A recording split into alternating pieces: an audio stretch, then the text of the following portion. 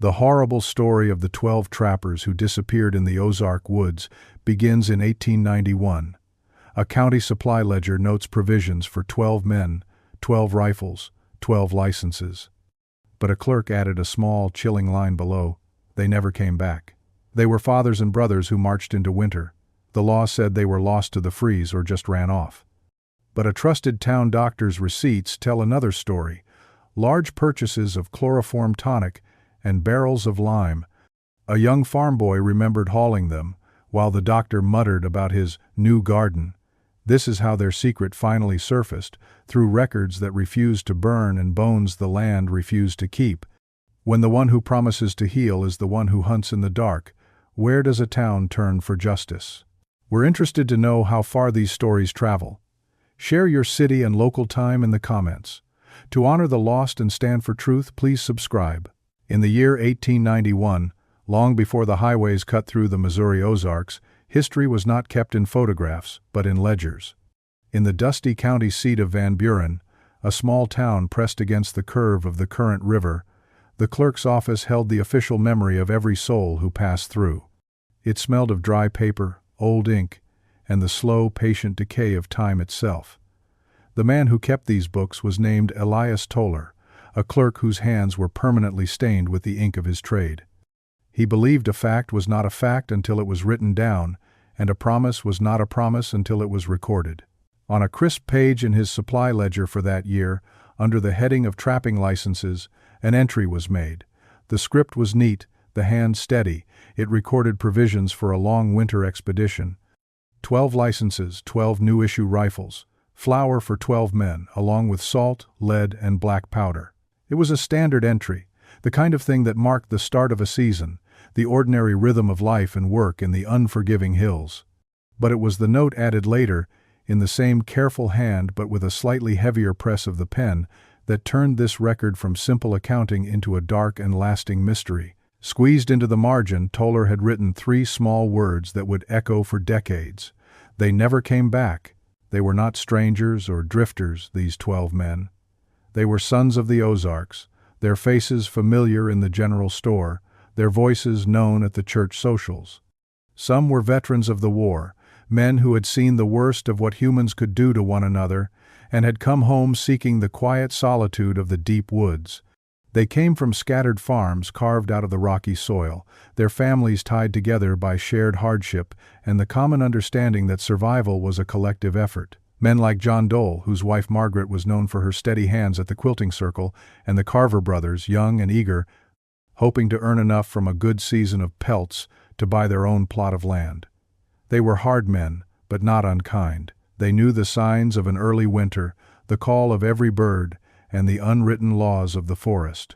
To them, the vast tangled wilderness was not a place of fear, but of provision. It was a table set for those who knew how to read it. They had pooled their resources, a small company bound by trust, planning a trapping line that would run deeper into the hills than any had gone before. It was a bold plan, born of confidence and necessity, a wager against the coming cold. They were not afraid of the woods. They believed the woods belonged to them as much as they belonged to it. The town's schoolteacher, a plain-spoken woman named Clara Whitlow, watched them prepare to leave. She was a keeper of records in her own right, her journal filled not with transactions of money, but with the small, important details of human life that others so often overlooked. She believed memory was a moral duty, a way of honoring the lives lived around her.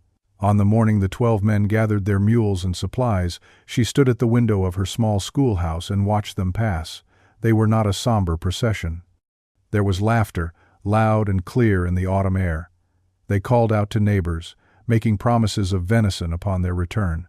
In her journal that night, by the low light of an oil lamp, Clara dipped her pen in ink and wrote down the image that would stay with her forever.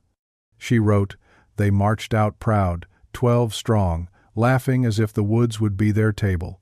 It was a simple observation, a moment captured without any sense of foreboding. It was just a picture of ordinary men on an ordinary day, setting out to do the hard work that sustained their families. Her entry was a testament to their hope, the last clean record of them before the silence began to fall. Her words gave them a voice long after theirs had been taken, a final, clear echo of their confidence before they walked off the edge of the known world and into the shadows. That autumn was beautiful, a slow burn of red and gold across the hills. The air was sharp, promising a cold but honest winter. The men's departure was an event, but a common one.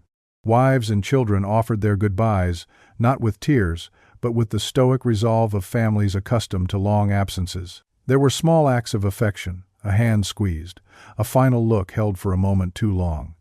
Then the clatter of the mules' hooves on the town's single dirt road faded, and the small party was swallowed by the immense forest that surrounded Van Buren on all sides.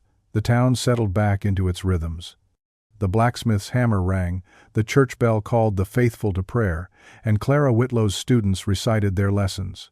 For the first few weeks, no news was good news. Everyone knew that once a trapping line was set, the men would be isolated, cut off from the world until the spring thaw. No letters were expected, no messengers sent. Their silence was part of the plan, a necessary part of their communion with the wild. Winter arrived on schedule, blanketing the Ozarks in a deep, cleansing snow.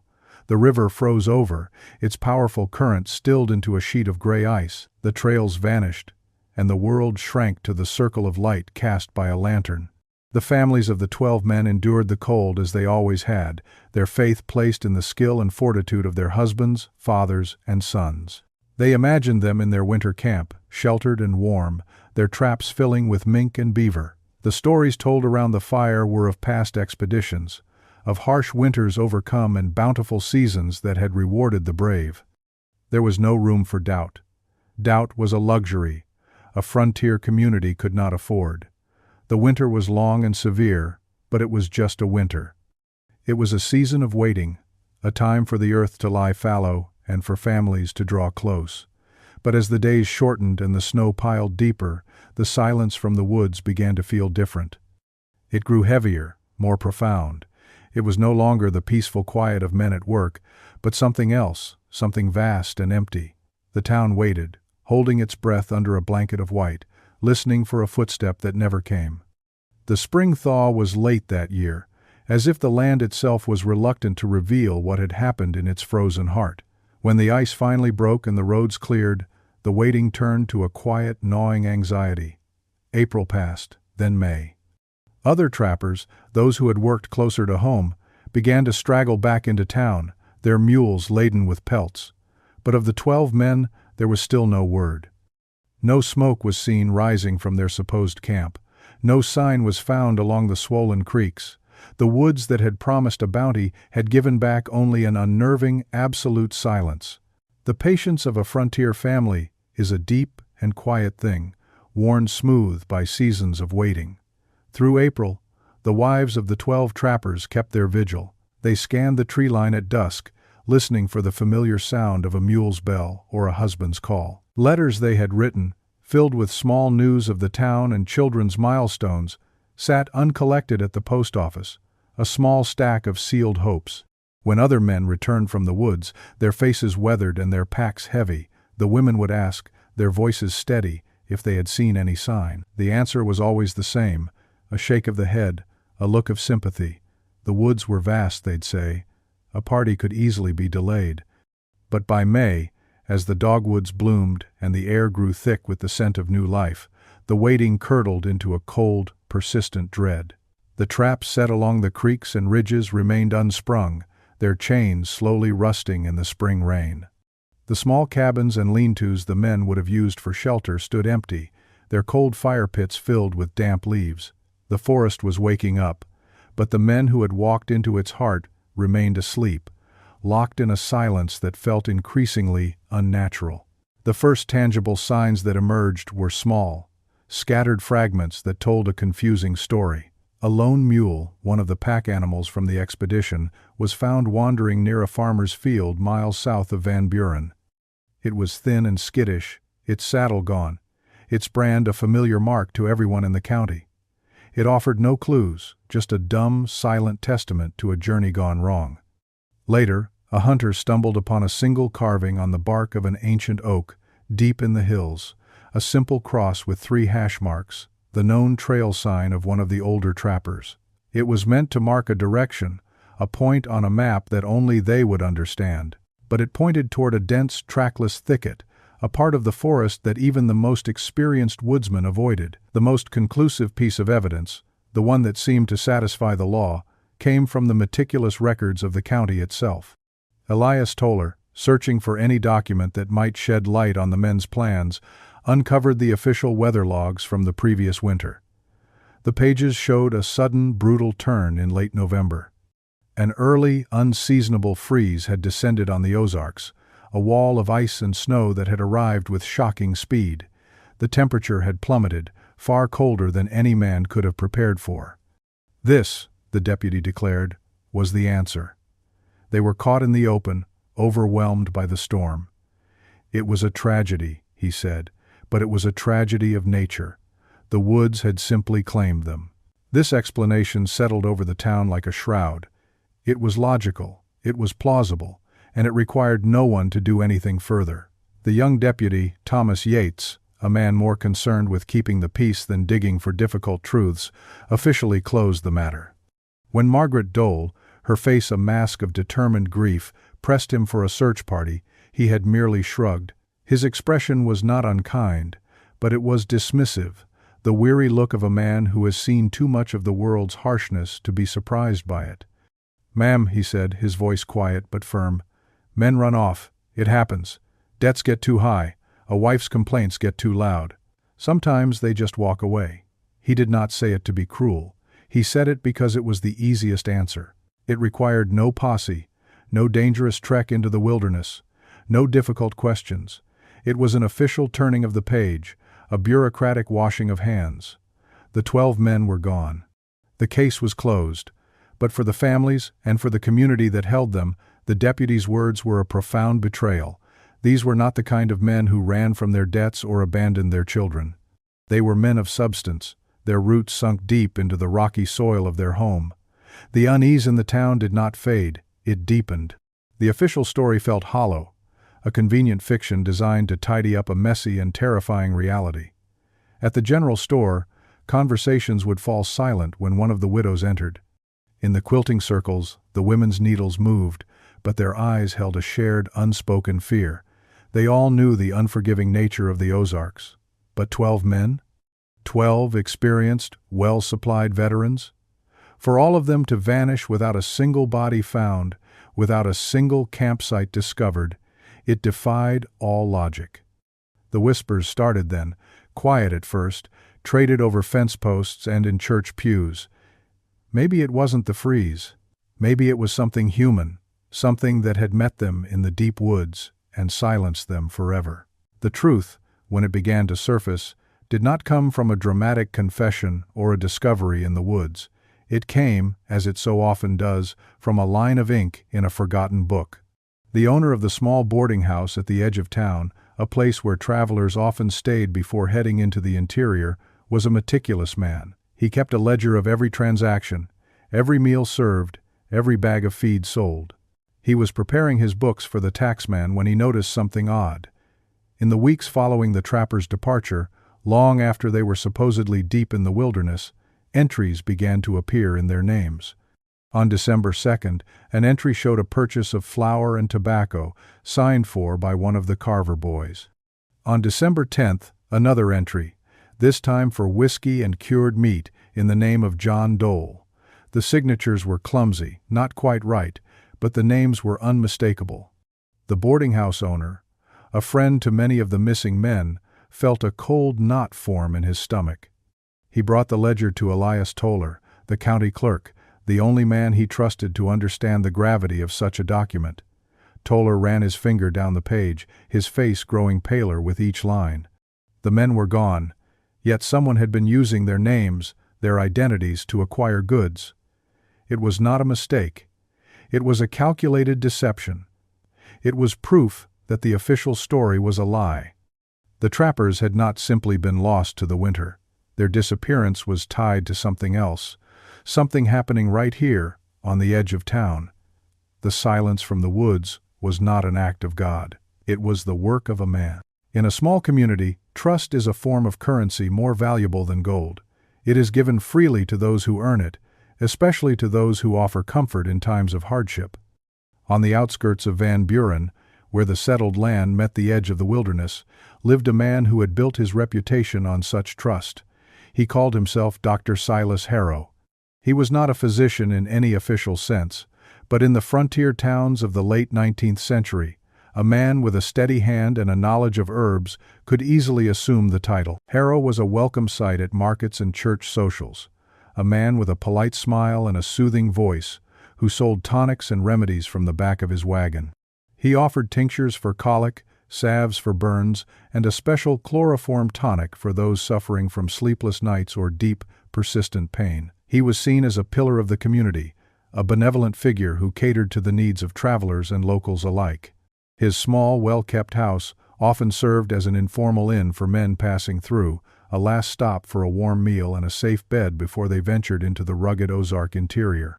He was generous, often allowing men to pay for their lodging and supplies with a portion of the pelts they expected to bring back. He was, in short, the last man anyone would ever suspect of malice. But behind the kind eyes and the reassuring words, Silas Harrow was a creature of cold calculation. He was a man who understood chemistry, both the kind that healed and the kind that silenced. And he understood human nature, how quickly people believe what they want to believe, how easily they place their faith in a friendly face. The boarding house ledger had opened a crack in the town's official narrative, and now other records, other small, overlooked details began to surface, each one adding another layer to a growing and horrifying suspicion. The local pharmacist, a cautious man who kept meticulous records of his own, recalled selling an unusually large quantity of chloroform to Dr. Harrow that autumn. It was for his tonic, Harrow had explained, to help ease the suffering of his patients through the long winter. At the time, it had seemed a reasonable request. Now, it felt sinister. Around the same period, Harrow had also purchased several large bags of lime from the general store, another seemingly innocent transaction. Lime was used to sweeten soil, to keep outbuildings clean. But it also had another, darker purpose, one known to farmers and doctors alike. It hastened decomposition and masked the smell of decay. The most damning piece of witness testimony came not from an adult, but from a boy. Samuel Cray, the quiet, obedient son of a local farmer, was a boy who noticed things. He had been sent to Dr. Harrow's property in late November to help with some chores in exchange for a few coins. His memory was sharp, unclouded by the assumptions and denials of the adults around him. He recalled helping the doctor haul heavy barrels from his wagon to a clearing behind his house. The barrels were heavy, and they smelled strange, a sweet, sickly odor that made his head feel fuzzy. Harrow had been in a strange mood that day, talking more to himself than to the boy. As they worked, he had gestured to the freshly turned earth in the clearing and muttered something that had stuck in the boy's mind. He spoke of clearing ground, of making way for a fine new garden come spring. At the time, Samuel had thought nothing of it. Now, recalling the scene for his father, the words took on a terrifying new meaning. A garden in that rocky, shaded patch of land made no sense. But as a place to hide something, or someone, it was perfect. The fragments of the puzzle were beginning to fall into place, forming a picture of unimaginable evil. The community, which had once looked upon Dr. Harrow as a trusted healer, now began to see him as something else entirely. The dread that had been a shapeless, unnamed fear now had a face. It had a name. People realized with a creeping horror that the 12 missing trappers had all spent their last night in town at Harrow's small house. He had been their host. He had served them their final meal, likely pouring his chloroform tonic generously into their drinks. He had listened to their plans, learned the route of their trapping line, and understood that no one would come looking for them until spring. He was a predator who had perfected the art of camouflage, using a cloak of respectability to lure his prey. The trusted doctor at the edge of town, the man who offered a warm bed and a final drink to weary travelers, had become the town's greatest fear. He was the monster who did not live in the deep woods, but right at their doorstep, smiling and tipping his hat as he walked among them. The silence from the forest was not the silence of men lost to a storm.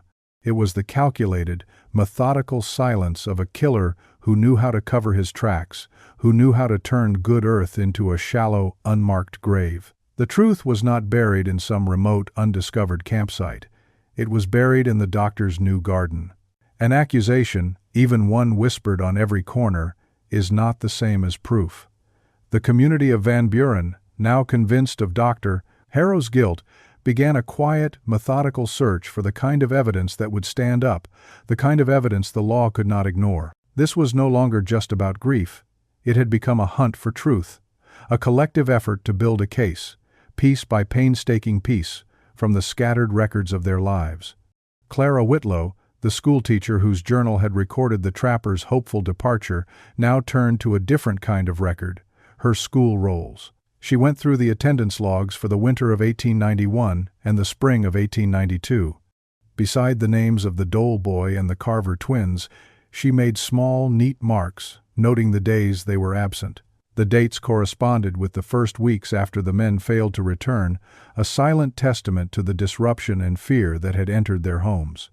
The children were missing their fathers, and the simple school register became a document of that loss, a formal accounting of the empty chairs at 12 different dinner tables. The church became another repository of evidence. Margaret Dole, along with the other wives, turned the church registers into a record of their new reality. Where the books had once listed families, they now marked the widows. Their status, changed in an instant by an act of hidden violence, was now entered into the permanent record of the parish, a formal declaration of their loss. It was a small act of defiance, a refusal to let their husbands be dismissed as men who had simply run off. They were not abandoned wives, they were widows, and they wanted the world to know it. While the women recorded the human cost, the men sought evidence on the land itself. One of them, a wiry Civil War veteran named Henry Baines, was a surveyor by trade. He spent his days walking the rugged hills, mapping out property lines and clearings with a precision born of long practice. He was a quiet man, his memory sometimes clouded by old wounds from the war, but his hands and his eyes were as sharp as ever. He carried a deep, personal fear that the land, like a person, could be made to forget the things that had happened on it. Spurred by the whispers about Harrow's garden, Baines retrieved his old maps from the previous year. He had surveyed the area around Harrow's property himself. He unrolled the large, brittle sheets of paper on his kitchen table, the familiar lines and symbols charting the contours of the land he knew so well. There, on the map from the previous summer, was the plot behind Harrow's house, marked simply as Wooded Thicket. But on a more recent survey, a small hand-drawn annotation had been added. It was a small clearing, sketched in with a different pencil, marked with the words, Old Pits. He had made the note himself after seeing the disturbed earth, assuming it was a place where someone had dug for clay or stone. Now the words felt like a landmark, a signpost pointing directly toward the crime. The map was no longer just a drawing of hills and trees. It was a potential map of a graveyard. With the boarding house ledger, the pharmacist's sales records, the school rolls, the church registers, and now the surveyor's map, the momentum was building. The weight of these documents, these silent witnesses, was becoming undeniable. The community had, in effect, deputized itself, gathering the evidence that Deputy Yates had been so quick to dismiss. They were ready to present their case, not with angry shouts, but with a quiet, powerful stack of paper. But a predator like Silas Harrow does not survive by being careless. He is a creature of instinct, and his primary instinct is self-preservation. He could feel the shift in the town's mood. The friendly greetings had become curt nods. The conversations would stop when he approached. He could see the suspicion in their eyes, the quiet judgment that followed him like a shadow. He knew his time in Van Buren was running out. He was a man who had perfected the art of the quiet exit, of disappearing just before the storm broke. Before the town could formally present its findings to a higher authority, before a real investigation could begin, fate, or perhaps something more deliberate, intervened. In the dead of night, in the early months of 1893, a fire broke out in the county courthouse. It was a fast, hungry blaze that consumed the old, dry timber of the building with astonishing speed. By the time the volunteer bucket brigade could assemble, the flames were already licking at the sky. They saved what they could, But the clerk's office, the room that held the ledgers, the land surveys, the official records of the town's memory, was gutted. Elias Toller stood in the street and watched his life's work turn to ash, the ink of 100 years of history vanishing into smoke. The key evidence, the boarding house ledger that had started it all, the original copies of Baines's maps, was gone. It was a devastating blow, a seemingly random act of misfortune that conveniently erased the paper trail leading to Dr. Harrow's door. In the confusion and chaos that followed the fire, Silas Harrow vanished. He did not make a dramatic escape. He simply packed his wagon one night and was gone by morning. His house was left empty, the so-called garden, a patch of raw, untended earth. He moved on, as he had likely done many times before, to another town, another state, where he could reinvent himself under another name. He would become another trusted healer, another friendly face offering remedies and a warm bed. With the physical evidence destroyed and the suspect gone, the case against him collapsed. The official story, once challenged, now reasserted itself with the stubbornness of a scar. The men were lost. The fire was an accident. The town's suspicion was just that. Suspicion, fueled by grief and gossip. A heavy silence fell over Van Buren, a silence born of frustration and defeat. The truth had been so close, a tangible thing they could hold in their hands, and then it had been snatched away, turned to smoke and memory.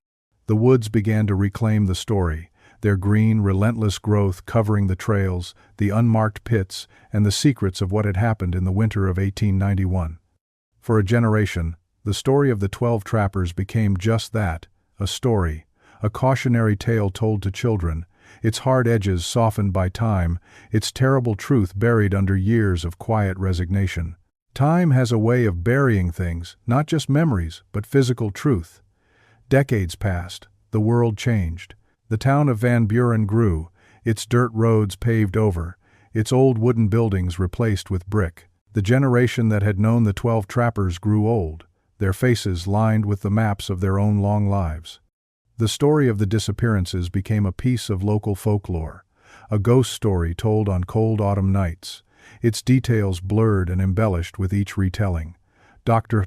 Silas Harrow was a name known only to the oldest residents, a half-forgotten villain from a half-forgotten time. The land itself seemed to have moved on. The old Harrow property had been sold and resold, its dark history unknown to the new owners. The infamous garden was now just an overgrown patch of weeds and scrub brush, indistinguishable from the rest of the wild Ozark landscape. It seemed that justice, having been denied its moment, had simply faded away, but the land does not forget. It holds its secrets patiently, waiting for the right moment, the right hand, to bring them back into the light. In the 1930s, nearly 40 years after the trappers vanished, a young farmhand was hired to repair a collapsed root cellar on that very property. The cellar was old, built of rough-hewn stone, its wooden roof rotted through by years of rain and neglect. As the farmhand shoveled away the damp, heavy earth to clear a foundation for a new support beam, his spade struck something hard. It was not a rock. It had a different feel, a different sound. He knelt and dug carefully with his hands, pulling away the dark, rich soil. What he uncovered was a human bone. Then another, and another. They were old, stained brown by the earth, but they were unmistakably human. The cellar, it turned out, was not just a cellar, it was a tomb. The discovery of the bones cracked open the sealed history of the town. The old story, which had been sleeping for so long, awoke with a sudden and terrible urgency. The farmhand's find was the first physical proof that the whispers and suspicions of a previous generation had been true. The bodies had not been lost in the woods. They had been buried right here, a few feet from where a man had once offered shelter and a friendly smile. The discovery prompted other, older memories to surface. An old woman lying on her deathbed in the county infirmary heard the news and called for the pastor. Her mind, clouded by age and illness, had held onto a single sharp memory from her childhood. She had been a young girl in 1891, living on a farm that bordered Harrow's property. She told the pastor, her voice a frail whisper, that she remembered being woken one night by a sound from the woods. It wasn't the sound of animals. It was the sound of men's voices, she said, not shouting in anger, but in a strange, muffled way, as if they were trying to call out through a thick blanket. The sounds had frightened her, and her father had told her it was just the wind, but she had never believed him. She had known, with the unshakable certainty of a child, that something terrible was happening in the dark. Her deathbed confession was a voice from the past, an eyewitness account delivered 40 years too late, but it corroborated what the bones in the root cellar suggested. The trappers had not died quietly. The puzzle, which had been shattered by the courthouse fire, began to reform itself, not from official documents, but from the artifacts of private lives. The story took another strange and poignant turn when the descendants of Clara Whitlow, the schoolteacher, decided to sell their family home. While clearing out the attic, they came across a small locked trunk. Inside, among stacks of old school books and faded letters, was a collection of children's drawings. One, in particular, caught their attention. It was a simple, crude drawing, done in charcoal on a scrap of paper, the kind of art a child of 6 or 7 might create. It depicted a row of stick figures, 12 of them, lying flat on their backs. Above them was a line representing the ground, and above that, a small drawing of a house. The stick figures were not smiling. Their eyes were drawn as simple crosses. The child who had drawn it had labeled it in a shaky, uncertain hand. The Sleepy Men Under the Ground. No one knew which student had drawn it, or how it had come into Clara's possession. Perhaps she had taken it from a child who was trying to process an unthinkable horror.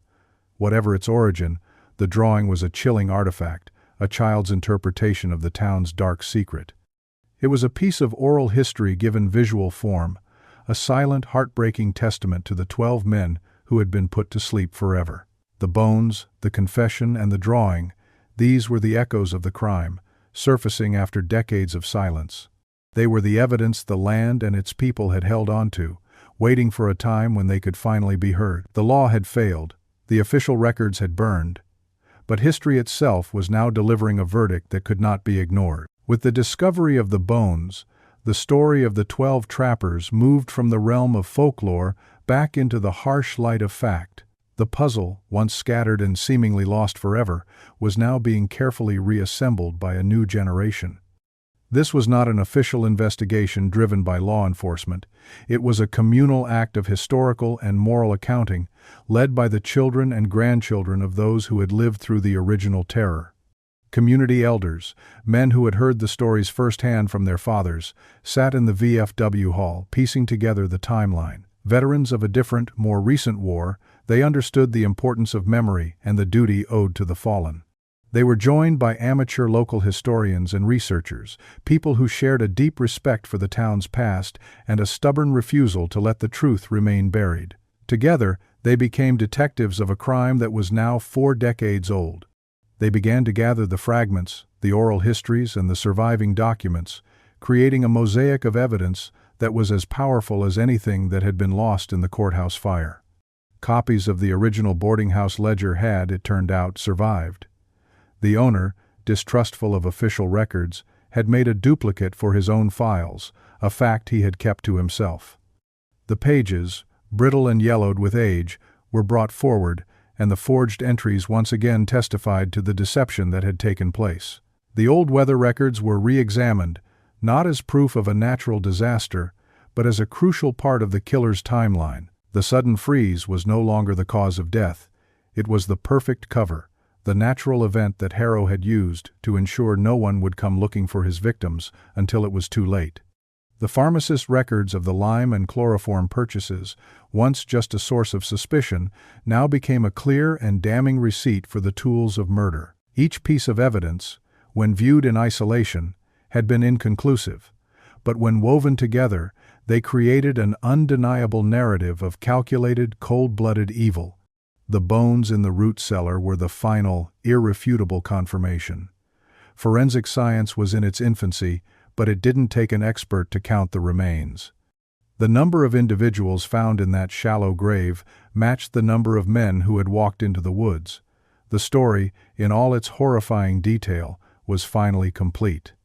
All that remained was to give the predator his name, to pull him from the shadows of rumor and officially brand him as the monster he was. Silas Harrow was, by this time, long dead. His trail had gone cold decades earlier, and he had likely died under one of his many assumed names, an old man in a town that knew nothing of his past. He had escaped the justice of the courts. He would never stand in a docket, never face a jury, never feel the cold steel of a prison cell. But justice can take many forms. Sometimes it is not about punishment, but about exposure. It is about stripping away the lies and ensuring that history records the truth. The researchers and town elders began to dig into county histories, newspaper archives from neighboring states, and family recollections passed down through the generations. Slowly, the name of Silas Harrow began to surface again and again, a dark thread running through the history of the region.